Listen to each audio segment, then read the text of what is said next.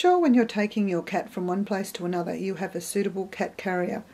The one pictured here is suitable for taking your cat to the vet, on long trips, moving house, or it is also approved for flying cats in domestic airlines.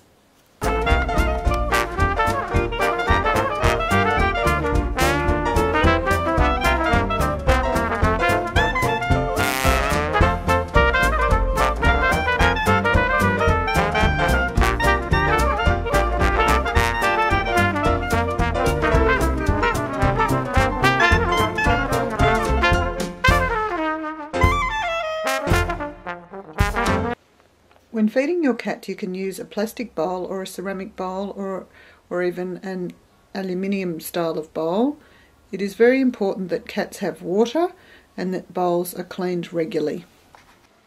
It is very important that each cat has its own litter tray, and make sure that litter trays are kept very clean.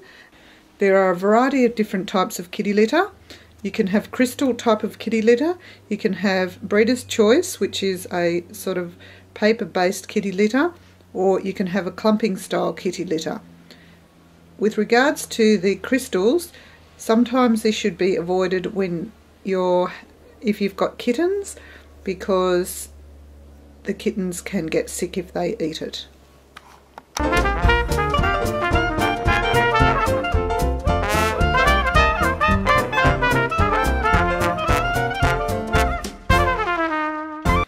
When you've got a new cat, it's important that they have a warm place to sleep. You can get them any range of beds, but it's easy just to make their own bed from a basket, and the basket can then be put with warm blankets or cat sheepskin rugs or that sort of thing.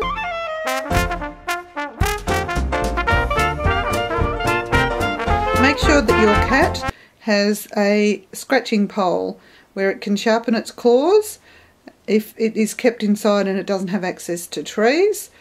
The scratching poles can be just a straight scratching pole, or they can have a little place for them to have a sleep in up the top.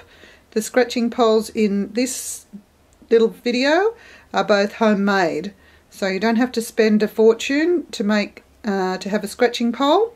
You can just make your own from second-hand carpet and from bits of discarded material. If possible, you should try and contain your cat. That means that you should not let them roam around where they can go and disturb neighbours or create problems with other animals, or even get in fights with other cats, or get hit by a car, or get killed by a dog, or there's a whole range of things that could happen to your cat if it's just allowed to be out roaming, fending for itself. I've got my backyard completely enclosed. I have used two systems. One is an ocelot system, which I found on the internet, and I've also got a netting system, which I also found on the internet, and I've got a combination of both, which can be seen in the diagrams.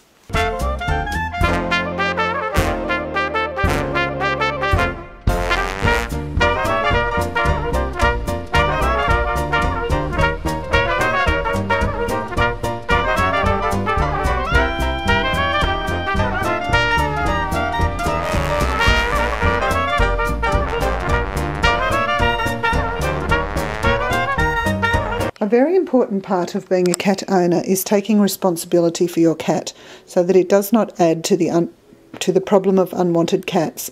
This means that you should get your cat desexed. Every year more than 250,000 cats and dogs are killed. I have not used the words put to sleep deliberately. I say they are killed because that is what happens. They are killed because they are not wanted, and many people have not got their pets desexed. 250,000 is a lot of innocent animals killed every year. You have just been watching a mother cat feed some kittens. This undersexed cat was abandoned by its owners, who moved house and left it to fend for itself. It became pregnant. Unfortunately, this is a common story. A lady I know is looking after this cat and hoping to find homes for the kittens. This is not what happens to most abandoned cats. The likely scenario for these cats is that the kittens are not socialised and may become feral. These undesexed kittens grow up and produce further kittens, which goes on to add to the unwanted cat population. Or they may be trapped and taken to the pound or RSPCA, where they most likely will be killed.